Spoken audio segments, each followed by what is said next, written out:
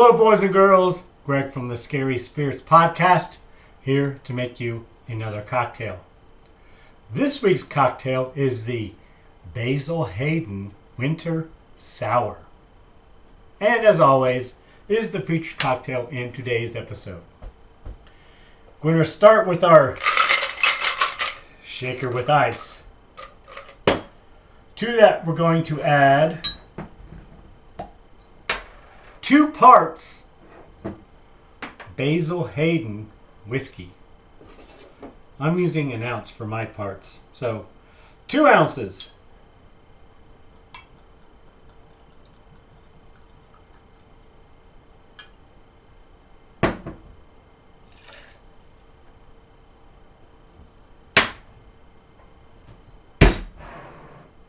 One part fresh lemon juice from the plastic lemon. So that's 1 ounce in my recipe, boys and girls.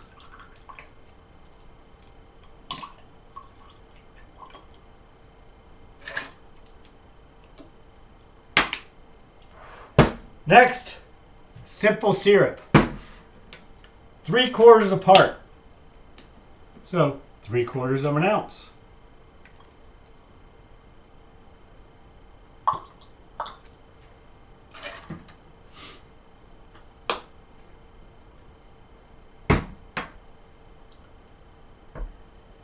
Then we shake.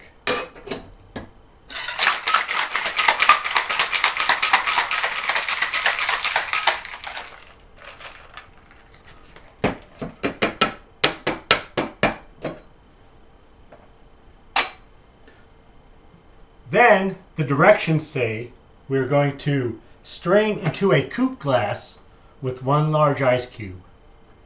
I am using a rocks glass because it's a whiskey sour takeoff. Duh. So we're going to strain into a rocks glass.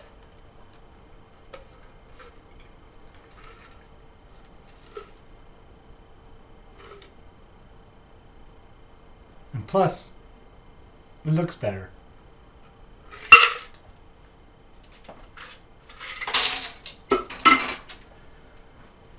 Next, we're going to take 1/2 a part dry red wine, Merlot. So 1/2 a part, 1/2 ounce.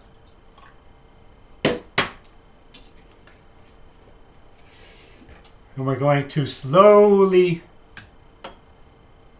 pour it over the back of a spoon so that it floats on top, boys and girls.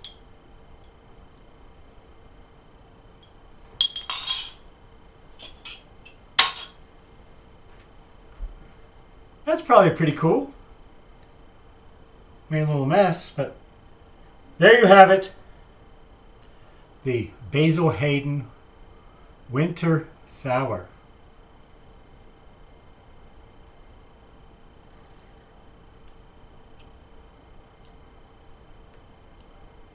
That's pretty good. Thanks for watching. Hope you enjoy the podcast. See you. Evil children. Why are they so creepy? Yes, wickedness comes after the young ones in this week's episode of the Scary Spirits Podcast, The Blood on Satan's Claw. Well, young ones might be a bit of an exaggeration. These children are played by young adult actors. But the concept still holds. It just makes me very uncomfortable when kids go to the dark side. Is it a loss of control, or just that we all like to think our kids are little angels? Maybe it's the disappearance of something we should be able to trust that throws us into chaos. It doesn't matter. Whatever it is, it's creepy. Cheers! Welcome to the Scary Spirits Podcast. Please be advised that the presenters may use adult language and or discuss adult situations. This podcast is not intended for younger listeners or those that may be easily offended. So, if you're ready, let's go.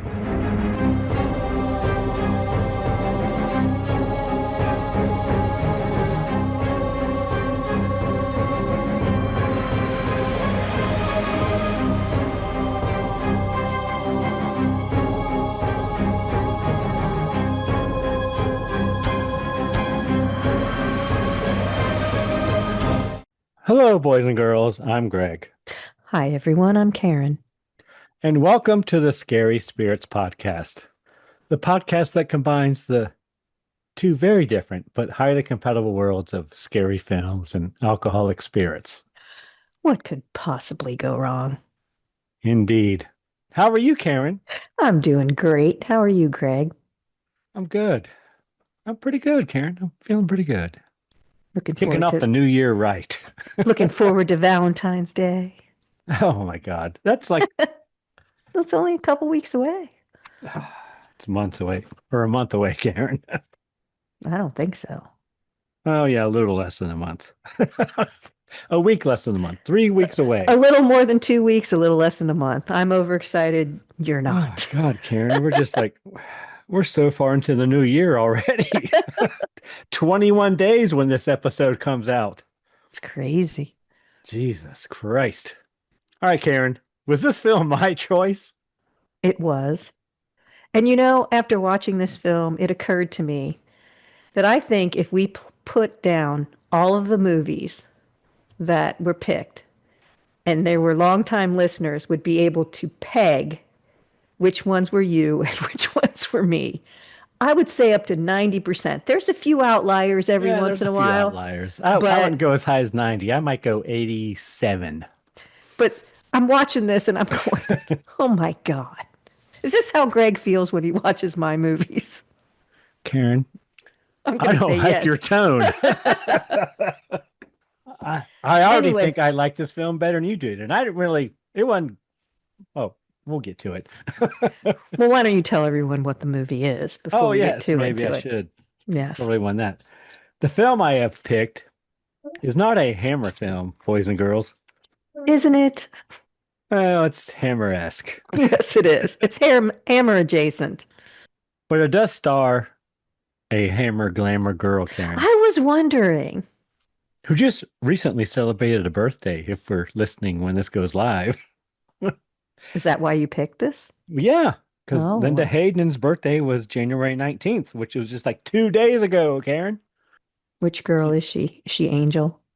Yes, Linda Hayden, who plays Angel in this film. She is now, as of when this airs, 73 years young. And still with us, I imagine. But still with us.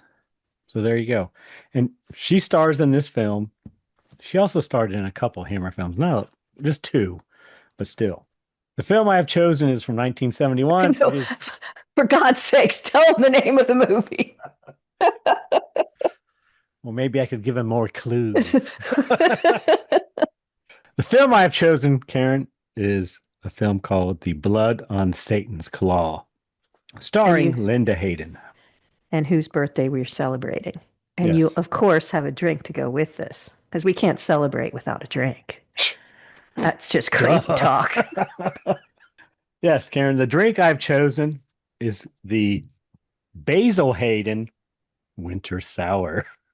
There are lots of winter sours out there, but this is the Basil Hayden Winter Sour because we're celebrating Linda Hayden's birthday, Karen. Oh, there you go. Oh, Look you at get it? that. You get it now? I'm on the same page. We're going to need 2 parts Basil Hayden straight bourbon whiskey. Karen, what measurement did you use for your parts? I started with an ounce of bourbon and went from there. Oh, so you used 1/2 ounce for your part. Yes, I did. I used an ounce. So we're going to need 2 parts. I'm sure no one is surprised. Well, it just makes sense. 2 parts Basil Hayden Kentucky straight bourbon whiskey, which is 1 ounce in mine, or 2 ounces in mine. Yes. 1 part fresh lemon juice, so 1 ounce in my recipe. 3/4 part simple syrup, so 3/4 of an ounce. And then 1/2 part dry red wine, Merlot or Cabernet recommended. Then if you desire to be fancy, you can use 1 part lemon wheel. We're going to add... You really, it all fits the movie. I just think you're doing great. Keep going, Craig. We're going to add the Basil Hayden bourbon, lemon juice, and simple syrup to a shaker with ice, and then we're going to shake. Then the instructions say to strain into a coupe glass over 1 large ice cube. I did not do that, Karen. I put mine into a rocks glass because it's basically a takeoff on a whiskey sour, right? Which should be in a rocks glass. I don't Plus, have it a looks coupe. really cool. I put mine in a. That's pretty cool too. But It's a martini glass. Is I what don't see mine's your in. big ice cube. Because Greg, rub it in. Our ice cube maker is still Oh, broken. yes. Still. So then we're Well, going to slowly pour the red wine over the back of a bar spoon so that the wine floats on top of the drink. you did a good job of that. Yours looks good. It looks badass, doesn't it? Yeah. Yeah, put it in a rocks glass, not a coupe glass. A coupe would still look good. I think it would still look good. Depends on your ice cube, I think. And it also depends on how much you start with, because you might have too much liquid for a coupe glass if you. True. Well, my Yours coupe glass is really a margarita glass and it's black. Oh. Can't see it. You wouldn't be able to see the it. whole Yeah. effect is lost. So watch on our YouTube channel, boys and girls. Watch me make the drink. Ooh. Which Greg does every week. Should we give our friends and listeners time to make their own Basil Hayden Winter Sour, Karen? Might want to give them a little extra. This one's fancy. Pouring it over the spoon and everything. Hold on.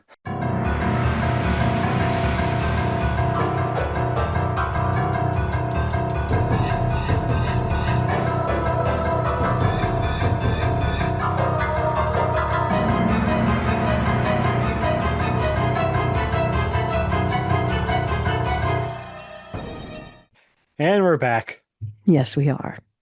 Our people know how to pour liquid over a spoon. Our people. Karen. Yes. Our people. Certainly. My people. Okay, that would be better. All right, Karen, might you have a brief synopsis of this film for us?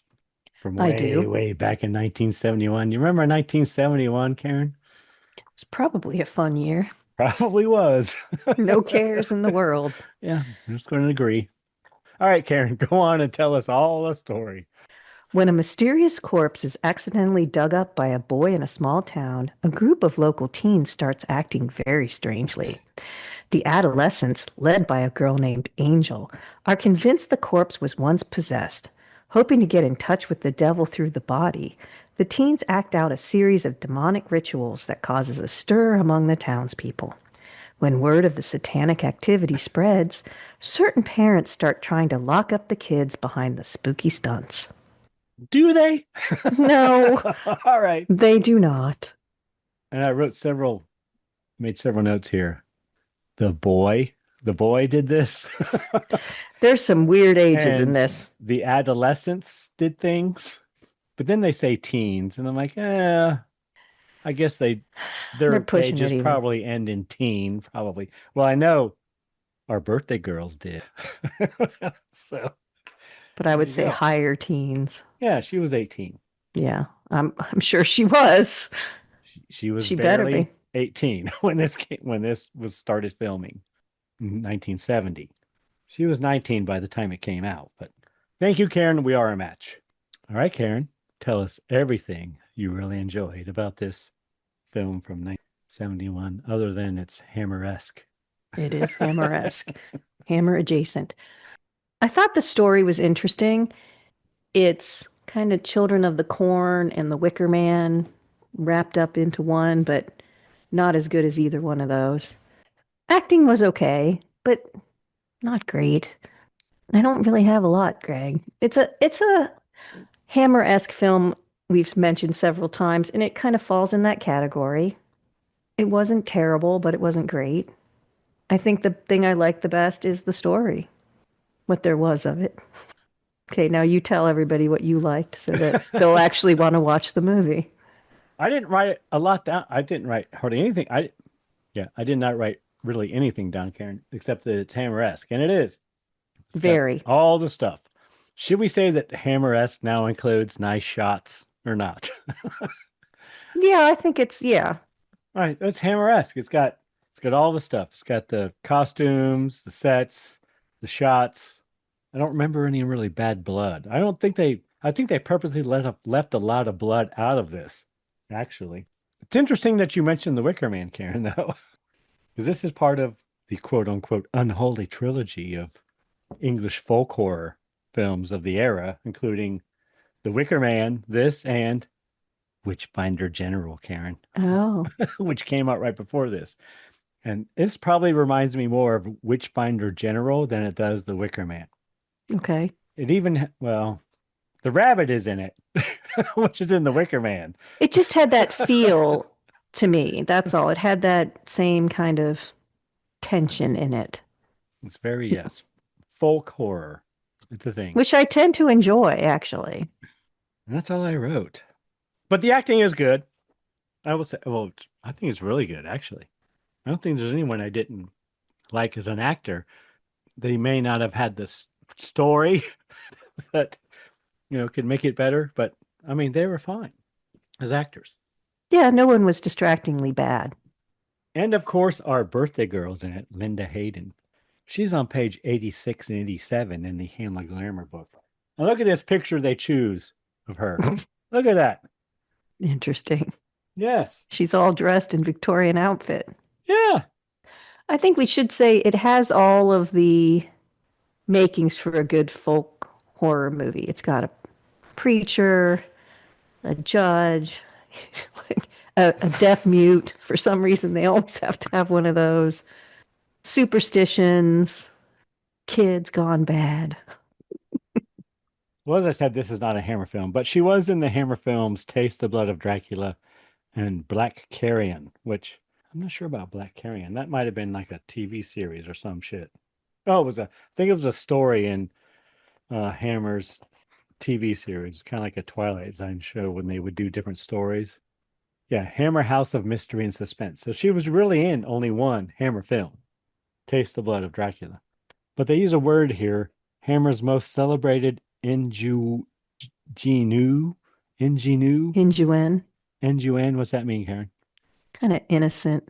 Ah, She didn't look too innocent in this one, so I don't know. well, it says Linda Hayden starred in some of the best and some of the very Oh, worst. this wasn't a Hammer film, so.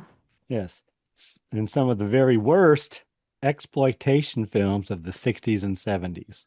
So they're not Kind of talking like about the, just Hammer it's films. not the girl next door. That's a different genre. She kind of She's- is, though. But she's like the innocent, like, Yeah. yeah. So apparently her wealthy parents sent her to a stage school at age 13. Wow. And she made her film debut 2 years later, playing a Lolita-style nymphette in the controversial Baby Love from 1968. I'm sure they were thrilled with that. But I think it was just a job to her, I think. I'm sure. You know what I mean? Well, yeah, she's an actor. She filmed this right after Taste the Blood of Dracula. And the Hammer Glamour book says, when Taste the Blood of Dracula opened in May 1970, Linda was already working on another minor classic imbued with the increasingly cynical zeitgeist. Her entrancing performance in Blood on Satan's Claw is considered by many to be the highlight of her career, and she treasures the New York Times review that described her as, quote, the sort of girl who, fully clothed, could have easily unhinged Salem, unquote. Fully clothed. So I think I just think she got it. You mean the way to act in these films? Yes. Yeah. Happy birthday, Linda. All right, Karen, is there anything possibly you did not enjoy in this film? Well, it's weird to say, but I found it very slow, but rushed. Like, and what I mean is they give you such small details of the folklore. Like, you're missing, I feel like, huge chunks of the folklore, but the story just drags. It felt very choppy to me, like it was edited in a weird way. Like Angel, who is Linda Hayden, becomes this like mini cult leader with her adolescent friends who all look 22, and they're supposed to be children, and that's distracting to me. But they don't really say, why was she chosen? She kind of picked up some bones and kept them for herself, but we never see her do anything with them that would she doesn't meet with the master. She doesn't like all of a sudden and then she has this transformation where she almost looks alien with her makeup. So I like the fact, I should say, that they did show her change. There was a change in her physical appearance, kind of, and her attitude. It just felt like I didn't get a story. I didn't figure out till the very end that they were putting together body parts until the very end. It took me Oh, is that what they were doing, Karen?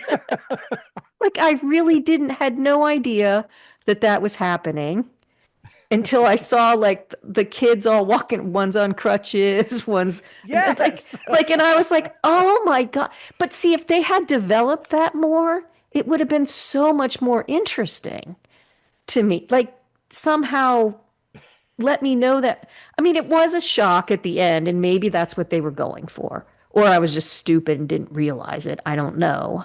Remember, they're going for the big, ooh, now we'll get them. Which they did get me, but I felt like I missed a golden opportunity to explain the stuff. And I will say, I thought the judge was going to be part of it all, like the rich guy, because I just thought he was going to come back and be like, I thought that would have been a better ending. Like he would bow before the master and that would be it. But no, I was wrong on that. Is that what your Catholic upbringing No, teaches you about I just what think to I've expect, watched. Karen? I think I was expecting the unexpected. You know what I mean? Like I wanted it to be a twist or something. And he just seemed evil.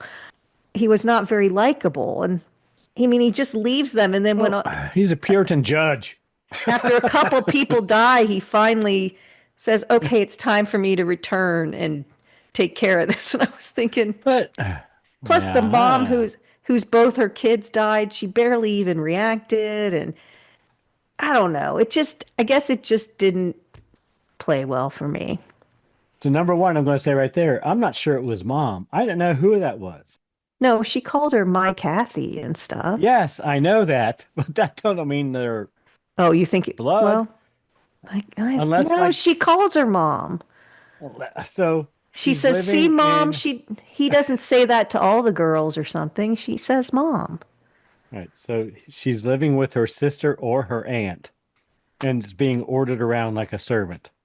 Oh, I thought she was a servant. To her aunt, or whoever they call aunt. But she was too old Mark's to have. aunt. So to her sister, she's a servant to her sister, because Mark and Kathy both refer to her as aunt. The first one.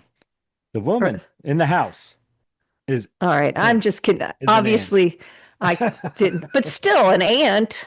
If you're raising the kids, I don't even know why the judge is staying with her. They have no. Well, the original, the old lady, he says, at all, except that the judge says, "Well, at one time I did court your aunt." I think he was trying to re-court Peter the aunt or whoever. Yeah, Peter. Yeah, but I think that he was trying to make the moves back in, probably to get the house and the land or something. That's why I thought he was evil. Yeah, and so the other woman who is there is Ellen. And she's just like the housekeeper. But I thought those were her kids. It may have been, but I don't know. I guess I just didn't get why. All right, so Ellen is the housekeeper for her sister. Well, if you're not, she right. Probably employed her, so she would have means. Well, she does win. She's the last one standing. She's the final girl. Yeah, that's not the final girl you expect. So I don't know. I just felt it was, like I said, very choppy, very like, let's throw this scene in and this scene in. And they had all the things, like the deaf mute shows up unnecessarily. There's the mob mentality. There's hair growing on people, but it's never really explained. And the effects are not good, but can't judge from 1971. Are they terrible for It looks like Alf gone bad. The devil when they finally show him, and No, it's not the devil. Isn't it? No, it's Behemoth. Okay. Still looks like Alf gone bad, but I didn't hate it, but I was frustrated with it. That's fair. Is there anything you didn't like? So the one thing I wrote down is Here's how I said what you just said. Okay, what 3 words do you have? 2, Karen, 2. Okay. Story unhinged.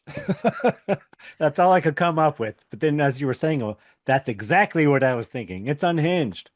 It's slow, but it's rushed. It's kind of a mess. It is. think. And so I will But it could have say been really good.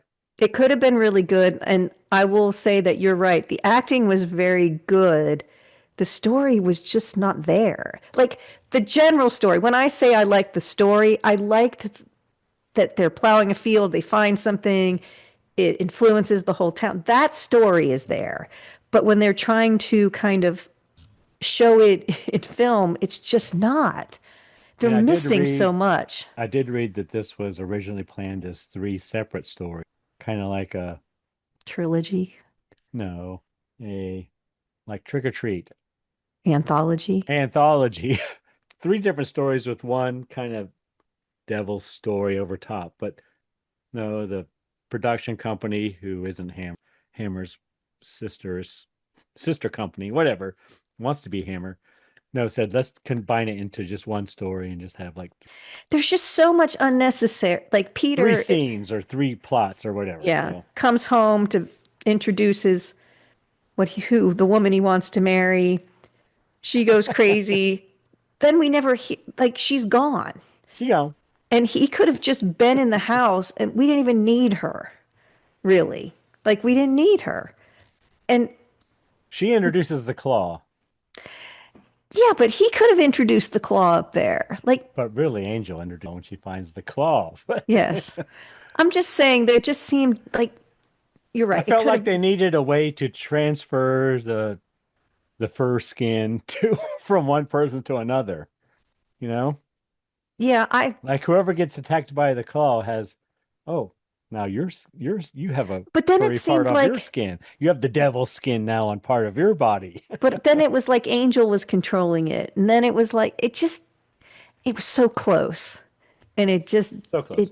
they didn't pull it off. So here's what I would say. So if this is the unholy trinity of English folk horror, this is part 2 of it. Part 1 being Witchfinder General, which came first. Then this came, and actually the production company made them put in like the witchcraft book and all this stuff, which they took from Witchfinder General, throwing the witch into the water, whatever. And then the final one was The Wicker Man. So The Wicker Man is the much better film of all 3, but I can see a progression from Witchfinder General to this, and then finally we get The Wicker Man, which is a good film. It is. Starring Sir Christopher Lee. Yeah, Not the shitty remake much later, which I haven't seen. I have not seen it. Well, then we shouldn't pass judgment on it. But it's a remake, Karen. It's not. It ain't got Edward Woodward and Christopher Lee. How good can it be? It's just choppy, this one. It's just they arrest the preacher, which was okay, that looks like it's going to go somewhere. And then, oh, wait, we got someone else. It's just let him go. Well, I mean, I don't know. Nothing. it was a simpler time, Karen. Nothing went to conclusion, it felt like. Nothing. That's true. Anyway, it's not terrible, though. It's not. I think if it was on a Saturday and it was a rainy afternoon and I lit a fire and it was on, I'd probably watch it again. I would watch if it was uncut. Right, not with commercials, because that would make it even worse. Oh my God. But it just, I don't know, wasn't as good as I expected it to be, I guess. Maybe I set the bar too high. I feel about the same way, and I'm afraid maybe I did as well. Because I've read about it, and it's part of the holy trinity of evil or whatever. Well, and when you start watching it, it feels so much like Hammer that you're thinking, here we go, it's going to be Hammer. And it doesn't quite get there, that's all. I think they tried to put too much into it. Would have been better if it was, instead of 3 stories, 2. Like, take one of those other things out and talk more about Behemoth or whatever. Or Angel. Or anything. Where'd she come from? Right. I don't know. Like I said. Here's her dad. Oh, I didn't know she had a dad. I wasn't sure she did. You know? It's always intriguing, though, I think, especially as I get older, when and again, these kids don't look like kids to me, which is what I was expecting when I read the synopsis. So I was expecting Children of the Corn, and it's not, that age group. But I think it's intriguing as an adult to watch kids like that. I don't know. I think it's extra scary when it's children doing it. Yes, totally agree with that. But, well, depending, Karen, I don't want to see naked kids. Well, you didn't need to see anybody naked in this. That's the thing. That was totally unnecessary. Don't we? No, we don't. Don't you have to try to seduce the preacher, Karen? Shit, I would. Seduce the preacher? Okay, that's news. Yeah. If I was the female lead, yeah, I would. Or the female cult leader, whatever.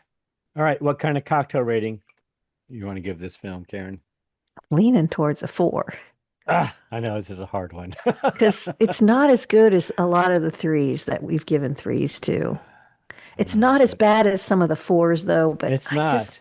And I feel like it's got like a place in English folk horror cinema that needs to be revered. I don't know. Well, it's your film. I'll let you make the call, but I'm leaning that way because it's not as good as other films we've given 3s to. I agree, but I think we should give it a 3. All right. Put an asterisk on there. Just because of its genre, breaking the stereotype, whatever. I don't know. Plus, I always have trouble with these movies from the 70s that are supposed to be set in Victorian times, and their hair all looks like it's from the 70s. Yeah, I know. That occurred to me as I was watching it.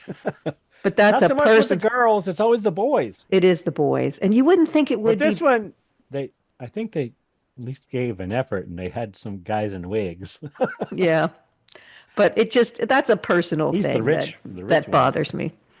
All right, Karen, would you like to hear a review from the... All right, so we're going with 3 with an asterisk. Yes, let's 3 with an asterisk. Hear a review from the Times.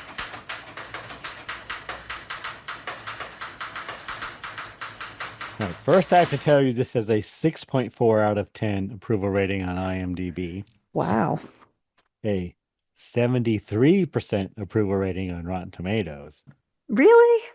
What could our Google users think of this film, Karen? What could they have said? They're going to say 78. 87. Wow, really? Yes. Jeez, that's crazy. 87%. Review I have is from the New York Times, probably the review that I just mentioned when I was reading the Hammer Glamour book from Vincent Let's Canby. hope so. I'm sure it is. Vincent Canby, dated April 15th, 1971. Shortly after a farmer unearths the remains, and I haven't read this, so I'll read it all. Shortly after a farmer unearths the remains of a rather poorly buried devil, a furry claw, and some other parts that look as if they might have come from an ancient Model T, an insolent ungodliness seizes the rural community of 17th century England. Angel Blake, a girl who'd probably be no better than she would be under any circumstance, throws caution to the winds and attempts to seduce the Reverend Fallowfield by revealing her breasts, Karen. More than that.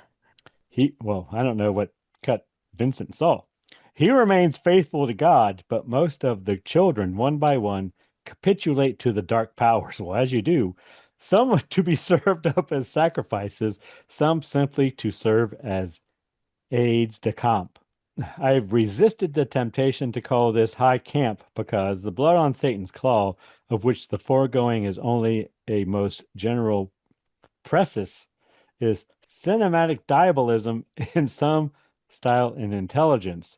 Nothing, perhaps, to confuse with Les Vampires. But still, vampires, whatever. But still a horror movie of more than routine interest. Vincent likes to use big words. It opened yesterday at the Harris Theater on 42nd Street in the company of another British film, The Beast in the Cellar, which is of routine interest, Karen. Although The Blood on Satan's Claw is based on an original screenplay by Robert Wynne Simmons, it has a good deal of the quality of an H.P. Lovecraft work in the vulnerability of even its heroic characters, as well as in its pastoral landscape that contains the threat of evil. Bill. And that's how he writes it. Within every sun-dappled glade. Most particularly, it contains Lovecraft's perfectly straight-faced acceptance of a universe whose natural order may, at any time, be overturned by supernatural disorder. And I agree with that. There's kind of a Lovecraftian feel to it. I agree. The film is the second to be directed by Piers Haggard, but as far as I can learn, it's the first to be released in this country. Mr. Haggard, a former member of Britain's National Theatre and assistant to the Lindsay Anderson on the stage production of Luther, that's supposed to be a big deal, apparently. Luther, Karen, is apparently a director of some authority, having avoided the intimations of humor contained in a number of the character names and having resisted the orgiastic fruitness to which the horror films of Freddie Francis are so often heir. Keep using those big words, Vincent. Of the performers, I especially liked Linda Hayden, our birthday girl, as Angel Blake, the sort of girl who, fully clothed, could have easily unhinged Salem. And Patrick Wymark as the stern, rather Old Testament judge who finally gets to the root and claw of the problem. Then he goes on to talk about the beast in the cellar. In the final paragraph, he finishes with, anyone interested in seeing the blood on Satan's claw would do well to catch it at one of the neighborhood houses where the double bill opens today. At the Harris yesterday, the projection was faulty, the audience restless, and the auditorium so brightly lit that the night scenes became light blue burrs. There was a problem with the night scenes, but that's crazy. They talk about, don't go to this theater and see it. Go somewhere else. I'm sure that theater was like, great. But this is a review of the double feature of the blood on Satan's claw and the beast from the cellar. But the beast from the cellar has one paragraph, and the blood on Satan's claws has like 8. So there you go. Okay, well. So it's got that going for it, Karen. All right, are you ready to get into it scene by scene, Karen? Or would you like to tell us all what film you have chosen for us next week? I'll take film I have chosen for next week for 100, Alex. Well, go on, Karen. Tell us what you've chosen. What is Eye of the Devil from 1966? We're staying devil. And that's I-E-Y-E? Yes, Eye of the Devil. 1966. Feeding the Satanic Panic. Any reason you chose this film? Sharon Tate, who was born on January 24th, stars in this film. And the podcast will come out on January 28th if you listen in order. Do we have a cocktail, Karen? We do. It's called the Devilish Delight Cocktail. It is from adultbar.com.au. So it's going to be in milliliters. We're going metric. What are we going to need? 30 mils of vodka, 30 mils of amaretto liqueur, 30 mils of cranberry juice, 10 mils of orange juice, and 190 mils of ice, which that's water, but okay. Pack the ice into a glass, add all the ingredients to a shaker, dry shake without ice, and pour into the glass over ice. I like that. It says revitalizing. Well, that sounds special. I don't know if we've ever done that. Dry shake without ice and then we have, but I like it. and pour it over the ice. So that'll be fun. Look at us trying something new. Fun. We're trying new things, Greg. It's the new year. How much amaretto? 30 mils. Oh, what is that? I don't know. Is that an ounce? In real people measurements. Might be more than an ounce. I don't know. Oh, it is 1.014 fluid ounces. So an ounce. I may just have that. Probably have to get some more. I don't think that would be a bad thing. I don't either, Cam.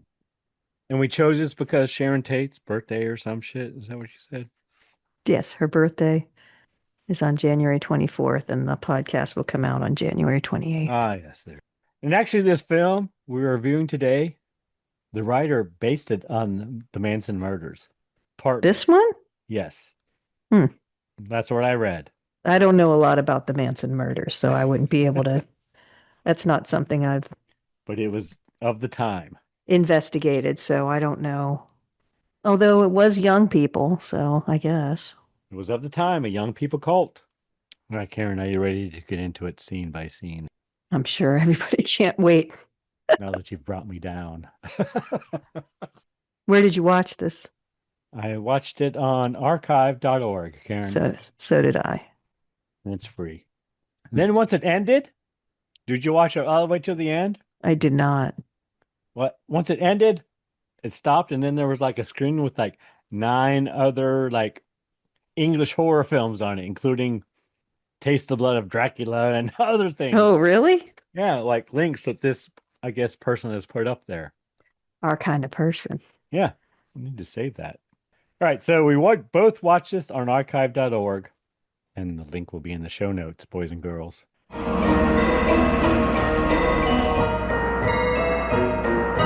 You've just listened to half of this week's episode. Are you loving it? If so, can you do us a big favor and leave a review wherever you listen? Reviews help us grow the podcast. We just want to say thanks so much for your support. Now let's get back to the good stuff.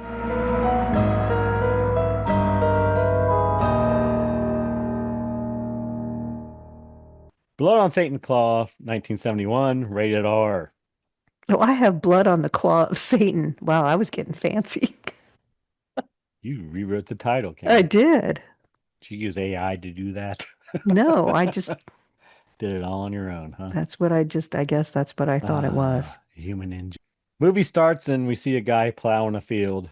The old school way, with one horse and one piece of equipment. And all I could think of was, God, thank God for modern technology and farming equipment. That must have sucked to plow fields like that.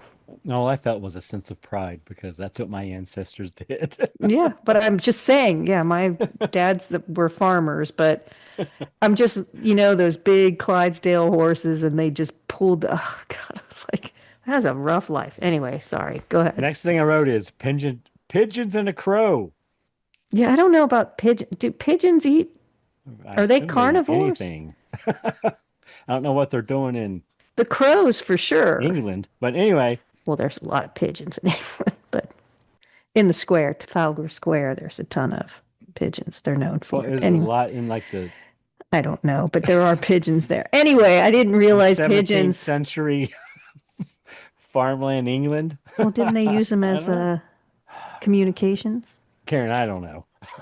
The crow I get. The crow definitely, but there's only one crow. But the farmer finds a skeleton. I wrote. Well, it's an eyeball. There's bone and there's fur that looks like like rabbit fur. It's so soft and gray. And then there's a person's eyeball with a worm on it. Then we have credits. I said a nice close-up of a crow. And lots of credits. There are long credits. There are lots of them, yeah. And the font's not exciting at all. And then Ralph is the guy who found the skeleton, and he goes to tell the local judge about it. Ralph doesn't believe it's human because it had fur. The judge is like, well, then it's an animal. But he eventually agrees to investigate that it's some like supernatural. Well, I said his wife asks him to look into it for her, but it's not his wife. But I didn't know that. No. Yes. Ralph describes it as a fiend. And so the judge says, okay, let's go investigate this fiend together. Next, Peter arrives with his new girlfriend. The aunt is not impressed. But Peter is going to marry her the next day. I guess Peter is the lady's nephew.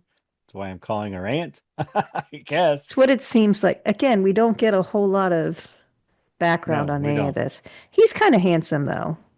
Peter's a little handsome, and the girl's pretty. Oh, his hair ain't great, Karen. No, his hair is terrible. But his face almost looks like Peter Frampton or something. He has that sort of look to him. Or what's Rex Smith, maybe. Anyway, his hair is terrible. But they're a young couple coming back, and he wants to introduce his fiance to his aunt. The young girl's trying to be very polite, but the aunt's not having it. Then the judge and Ralph arrive to look at the skeleton, but it's missing, apparently. But then we see the Reverend off in the brush catching a snake, Karen. Yeah, and I get like, what is that? Like, are we supposed to think that he's evil? And I read it's actually a legless lizard, but I don't know. You can't believe everything you read on the internet, Karen. I don't Like, know it's what not that really a is. snake. It's not a snake, it's a legless lizard. But still, the Reverend is sort of playing with the snake. So I'm like, He is. did he take the boat? Like, are they leading us that way, or was I thinking too much? I don't know. It was very confusing. So then we cut to Peter and Rosalind playing cards with his aunt and the judge, Rosalind's the fiance. and she loses Multiple times, yeah. as we're watching. But apparently she has the 4 and 5 of clubs or spades or something. And in the game they're playing, they have no different value and they're both losing. So she lost. I don't know what game it I don't know was. either, but Yeah. that's what I read. She excuses herself to retire to bed. And then it's like, oh, surely you're not sleeping in the same room. They said the same house. Well, they did. Under the same roof, as I think is what they yes. said. But Peter offers, no. We'll sleep separately. She can have my room. But Aunt says, no, she can sleep in the attic. Yeah, Aunt's a piece of work. Well, she ain't around much longer. So then we see Peter and the judge drinking wine, I think I wrote. Well, Peter takes his fiance up to her attic bedroom. And she, of course, says, your aunt doesn't like me. And he's like, no, which is true. And he says, I'll come back at 11 o'clock when my aunt and the judge are, it's fine for the judge to sleep under the same roof, but whatever. That he's not married to the aunt and they're sleeping under the same roof. But he says he'll be got back to visit at 11 o'clock. So when he's talking to the judge, he's watching the clock. And it's getting past 11, and he's getting a little anxious. Then the judge makes a toast. He says, I give you his Catholic Majesty, King James III. May God bless him and keep him in exile. And that's just to give us a time frame of when. So it's like 17. King James III was exiled. But I thought it was elegant. So then we see Rosalind in the attic, and the door begins to creak open.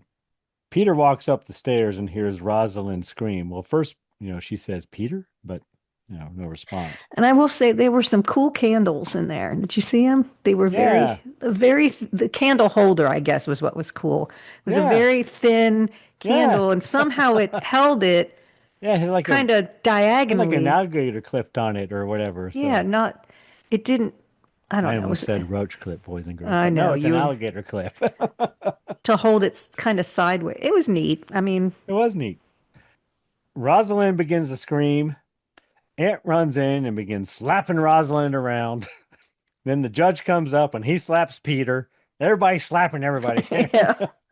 But then the aunt comes from the room and apparently she has been struck and she is scratched, Karen. She's hurt bad, apparently. Well, her face is scratched. Then the judge asks for some wooden nails. He's going to hammer the door shut. And he says, the men from the asylum will pick her up tomorrow. It was just immediate. He's had a mental break.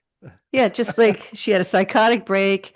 That's it. Off to the asylum. We don't see her. We don't see anything go on. They're just nailing the door shut. It's like, okay, screaming. That was quick. Doctor comes to examine the aunt, though. Yeah.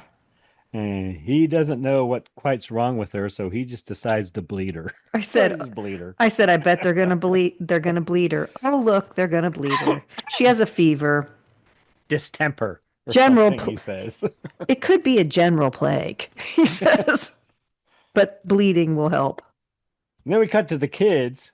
I use kids in quotes, who are Angel, Mark, and Kathy, who are all in.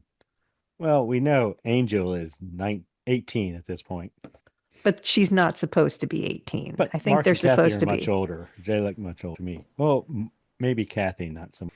Yeah, They're playing in the Kathy looks a field. little younger. So they're playing. So they're supposed to be early teens at the latest. Well, I don't know. Maybe we would have been throwing mud balls at each other back in the 1700s, Karen, if we were 17 or 18. Who knows?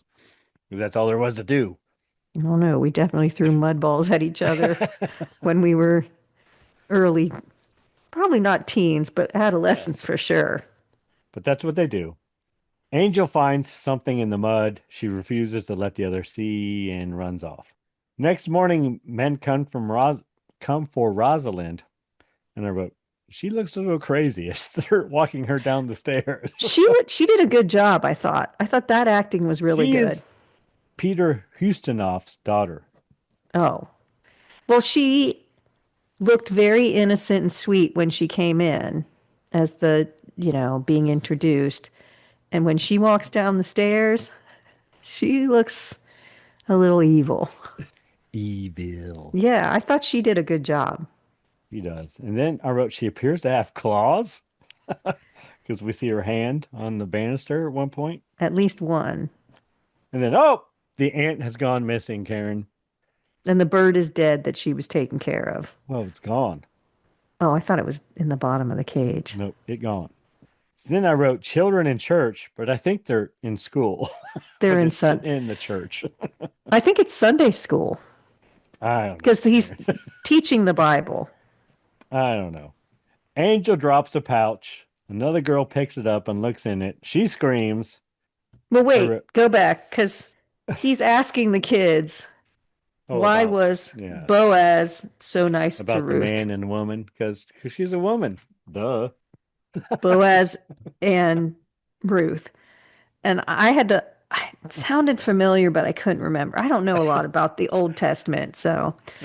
Good for you, Karen. Boaz is a significant Old Testament figure from the Bible's book of Ruth, known as a wealthy, honorable landowner in Bethlehem who redeems and marries the widow Ruth, becoming an ancestor. There's a book of Ruth? Yeah. And woman? A woman? Right, anyway, he marries Ruth, becoming an ancestor to King David and by extension, Jesus Christ. He embodies themes of kindness, protection, and redemption, acting as a kinsman redeemer by providing for Ruth and Naomi and restoring their family's land. Who's Naomi? Don't tell me Ruth had another child before she met this guy. He demonstrated selfless love and fulfilling his duty as a kinsman. So he was supposed to marry a deceased relative's widow to continue their family line, a role he took on for Ruth and her mother-in-law, Naomi. So don't get too excited. All right. So it was to continue the line. Well, still, he's continuing the line with his brother's wife. That's what they were talking about in Sunday school. Which I don't really know why. Like, they could have found a story that would have kind of connected or something. I don't really know why they chose that one. I missed something there. So, and I will say that was in Sunday school. That was the biggest fear, that you would get called on. Or in Catholic school, we used to go to Mass on Friday, and then the priest would come out and talk about what had gone on in Mass, and he would call on people. Father Bushmiller, just going to say it. He had the most beautiful blue eyes, but he was scary. He would get very upset if you didn't know the answer. People say, I don't know, I was sick. No, you were sitting there. Mass had ended, and he would come out and talk to everyone. Oh, right after Mass? Yes, and call on, look at you. As long as you got short-term memory, whatever, you're fine. It was traumatizing. Anyway, okay, go ahead. You don't have the same trauma I do. Proceed. We got the pouch. Girl looks in it. She screams. It has a claw, I wrote. Yes. Reverend demands to see the pouch. Children take the pouch and hide it from the Reverend. They pass it from one another behind their backs. He eventually gets the pouch back, and the claw is missing. So do you think that was the claw from the fiancé? No? Okay. Oh, I just thought maybe that's where it started. I thought it was the claw from the field dirt? where Mark was plowing. I didn't know if Ralph was plowing. I thought maybe it was when it ended, I thought maybe that was the first piece of the puzzle. But Next, men looking for the aunt. They can't find her, Karen. yeah, she's just gone. She gone. And then I just like, all right, aunt's gone. I don't care about her anymore. I move on. Peter believes the house is evil, and he stares at the fire. He goes up to the attic. He finds the flower that Rosalind had earlier, like a, I don't know, boutonniere. That she was looking at, waiting for him to show up at 11. Yeah, he lies down and the candle blows out. And I thought it was cool as he's walking up the stairs. He takes like and they're really thin. They're very skinny little very candles. Skinny, like little candles. They're almost like match candles or something. He lies down, the candle blows out, and a board opens on the floor, Karen. Peter puts his hand down in the hole and he is grabbed because that's what you do. Especially when it's dark and you can't see anything. Yeah. A furry creature with claws. He frees himself and puts a large chest over the floorboard. And then does he get back in the bed and stay there? He does. Yeah, see, I think I would have left at that point. So this is the first time he's got the claw, right? I think anyone who sees the claw has got to give part of their body up. But so then Peter sleeps. And as he's sleeping, we see the shadow of a furry claw over his Head. body and it grabs him. Yeah. He takes a knife and tries to cut the hand of the claw, but he ends up severing his own hand, Karen. Which then I'm like, is he hallucinating? Yes, he's hallucinating. Or was there an actual claw? No. Judge comes up and calls for the doctor. Doctor arrives. He thinks it's witchcraft. Witchcraft is involved. Judge is not so sure. The judge does borrow the doctor's book on witchcraft, which, all good doctors of the day had. Well, him or the preacher. Somebody's got to have one. Yeah, someone's got to have one. Judge has business in London. He's got to go. I got to go. Sorry, folks. Got important things to do. I'll be back. Maybe. He says he will return when the time is right. And he tells them, quote, "You must have patience, even while people die. Yeah, that's what I mean. Only thus can the whole evil be destroyed. You must let it grow." Unquote. And then he leaves the stupid squire in charge. So then we see Mark and his sister Kathy walking through the woods. Mark talks about Angel, something about he rolled around with the claw, and Angel laughed, and then he had a pain in his side. Yes. Back at home, Mark throws bones, I wrote. He's got bones, and he's like throwing bones. Yeah, the mom is like, I'm going to go get you some medicine. He's like, oh, no, it's fine. It's fine. Ellen. It hurt. I don't even know it's mom. All right, I called her the mom. But anyway, he just keeps telling her, it's fine, it's fine, it's gone away, it's fine. But he and Kathy are definitely siblings, and they were walking through the woods, and Kathy's like, let's pray about it. And they do pray. And then it goes away after they pray, and then it comes back after he plays with the bones. He then takes an apple, because that's what Ellen told him to do. Have an apple. As the girls watch him through the window, they ask him to come play with them. Yes, which takes on a different... He's not interested in girls' games, but they say, Angel has taught us some new games. And they beg him to come.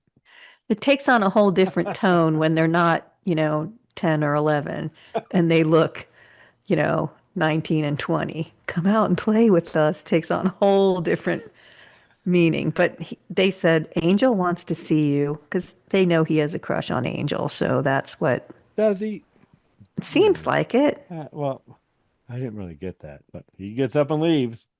Next day, I guess the kids don't show up for, I wrote church, but maybe it's school. Shit, I don't know. It's Sunday school. Preacher very angry. I know it's a preacher. I guess it could be school, but I think it's Sunday school. He tells them there is an ungodliness growing amongst them. Then we see the kids playing. Well, wait. One girl says Mark is sick. And then where's Angel? Kathy says Mark is sick. Yeah. And the boy says Angel has more important things to do than come to class. The preacher's not happy. And that's when he says there's ungodliness. So then kids, quote unquote, playing blindsman bluff, question mark. Mark is blindfolded. He tries to catch the other children. They lead him to someone who puts a rope around his neck and strangles him. I thought it was Angel, but it's not. It probably is. I don't know. We never see him. I said because Angel starts to choke him, but maybe I just assumed it was her. We see Ellen bringing medicine for Mark. Yeah. And a boy throws a rock and knocks it out of her hand, question mark. He has excellent aim. Tells her Mark won't be needing it anymore. They shod him in the woodshed. They shod him, Karen.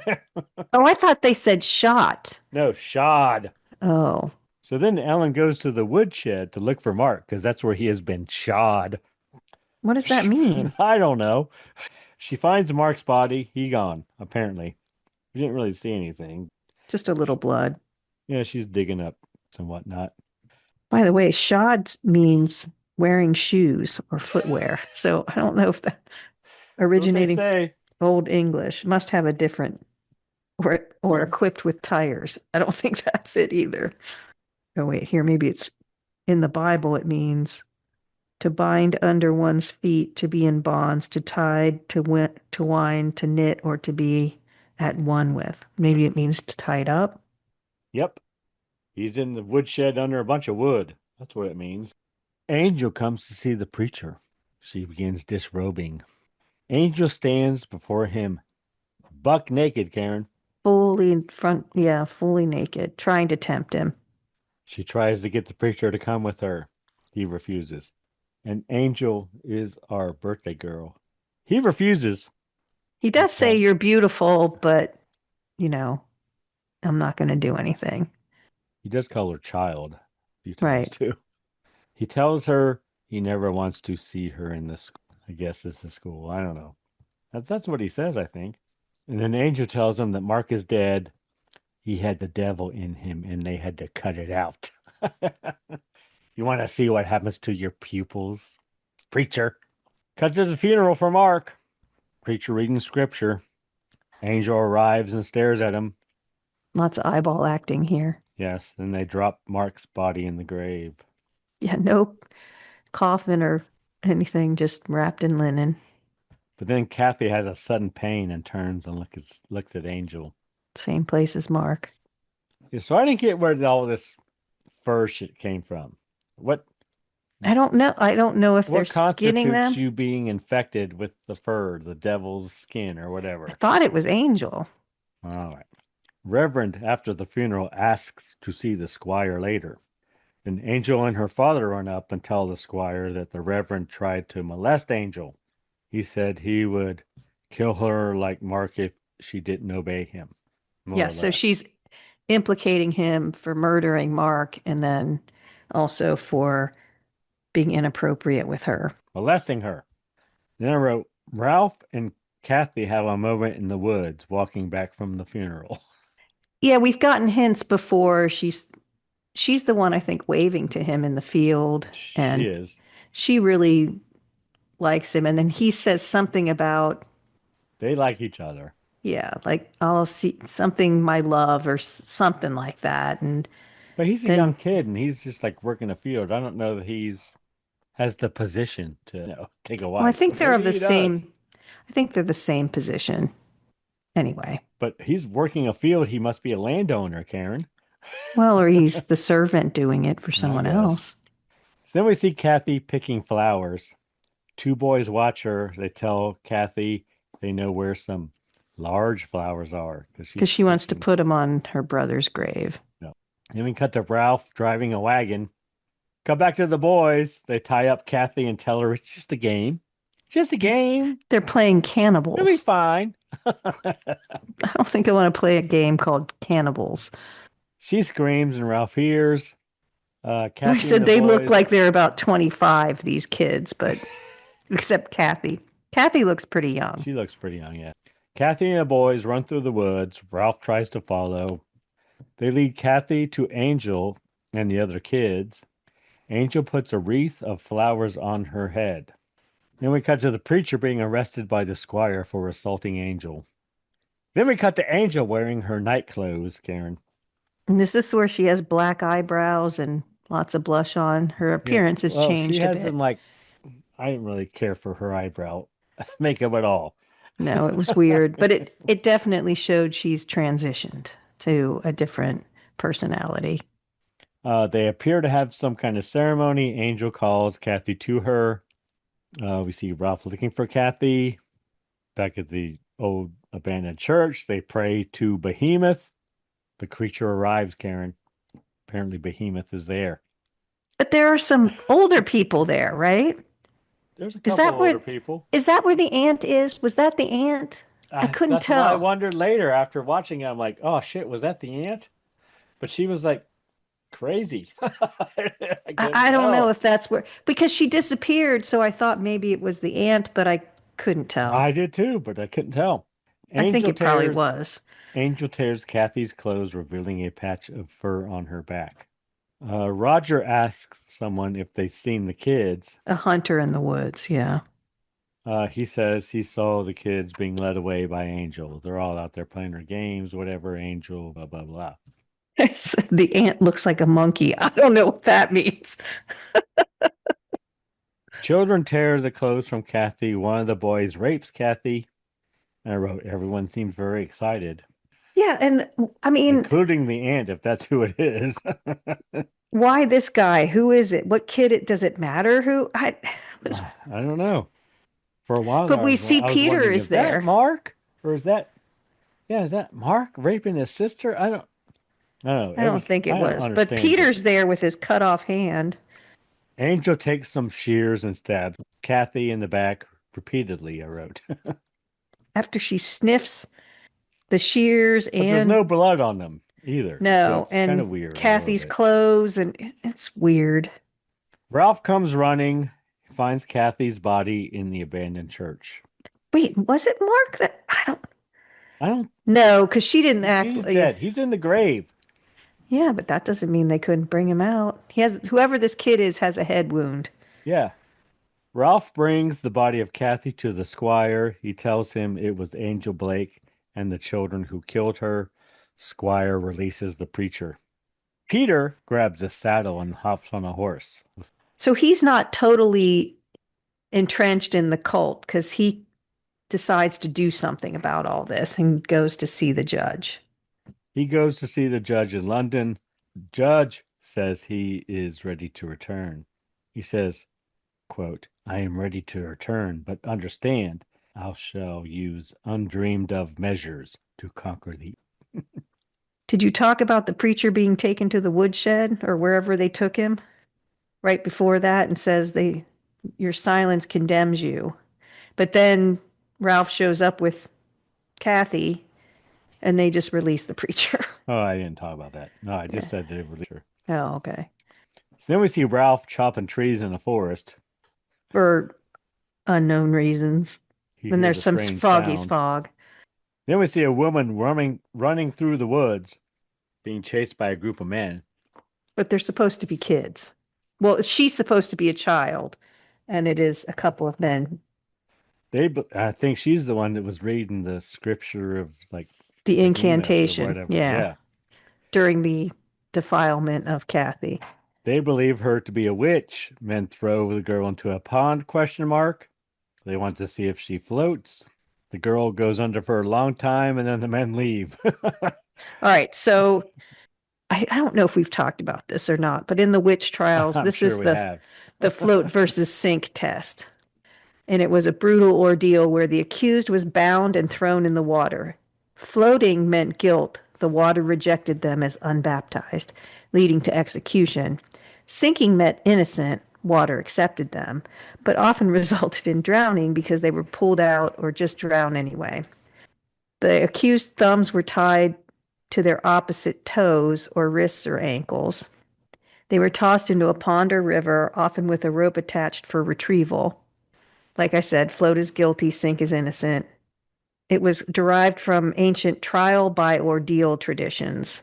It was used in early modern Europe and colonial America, though not during the Salem trials.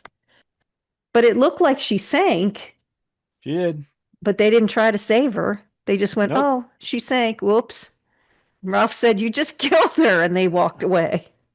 Girl goes under for a long time. The men leave. Girl comes up out of the water or she floats to the top. And Ralph runs in and grabs her, or really wades in. He brings her to Kathy's house, really Ellen's house, I guess. I don't know. So then Ellen begins removing the girl's wet clothes. She finds they a put her patch near of the fur fire. on her leg. Ralph calls it the devil's skin. Doctor comes to see the girl. Ellen and Ralph talk the doctor into removing the skin and the patch of fur from her leg. Doctor cuts the skin. It kind of peels off like latex, I wrote. But then I wrote, it's actually a pretty good effect. It is. It looked pretty good. Yeah, once it's done, it's pretty good. Didn't start well, but it ended well. Ralph says they must burn the skin. Doctor says, oh, yes, of course, but I'm just going to put it in this jar. The girl revives. She tells Ellen her name is Margaret. She is the devil's child.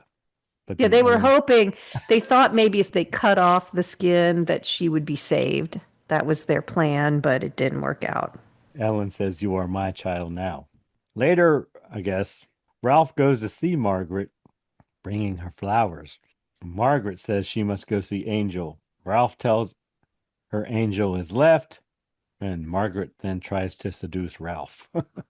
Ralph goes outside, and the doctor arrives. The doctor talks of someone in the village going missing every day. He also says, quote, a fiend has been seen hereabouts, hobbling on one leg, unquote. Yes, which is important.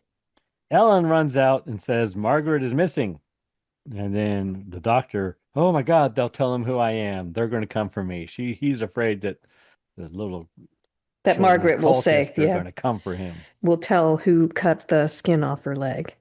But then the judge arrives and says they're going to look for Margaret. Doctor shows the judge the skin he cut. The judge has brought dogs with him, Karen. Well, he says Any he idea what needs. kind of dogs those are? No, I couldn't really tell. Maybe German Shepherd like Big dogs. black dogs. Yeah. They don't look like German Shepherds to me. But they said, well, they weren't Rottweilers. I think they were. Well, they might have been Shepherds. You're right. But he says, do you have any proof? Well, I just happen to have this skin here in a jar. And he said, that'll do. And he sniffs it, and then he gets the dogs to sniff it. And Ralph is like, they're going to find half the village, like there could be some innocent people who have this. But the judge doesn't care. He's like, let me do my business. Margaret goes to see Angel. Angel in the woods leads her to a bear trap. And then Angel whips Margaret. She blames her for leading the dogs to her. Angel sees the patch of skin with the fur is missing. Margaret says they took it from her. She begs Angel to save her, but Angel says, nope, you're on your own. Good day. Yeah, she just leaves her. Men with the dogs arrive, along with the judge. They grab Margaret. They take Margaret to a barn and tie her up. Judge questions Margaret. Margaret tells Judge the kids are meeting in the old church that night, and the master is coming. Yeah, to there's take church a limb. room. There's church rooms.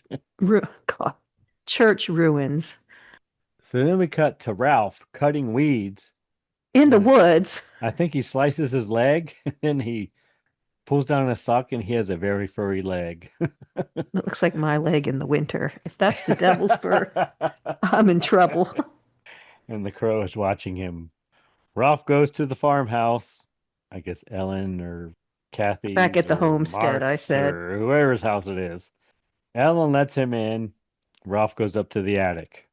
We got an angry mob in town, Karen. Judge arrives and begins leading them to the abandoned church. It's always Well, yeah, they're like, kill them all. And the mom's like, wait. Why are there so many abandoned churches, Karen? Churches in ruins. The mob is like, kill them all. They're all witches. And the mom's like, wait, one of those is my kid. And they don't care. That's why she's upset.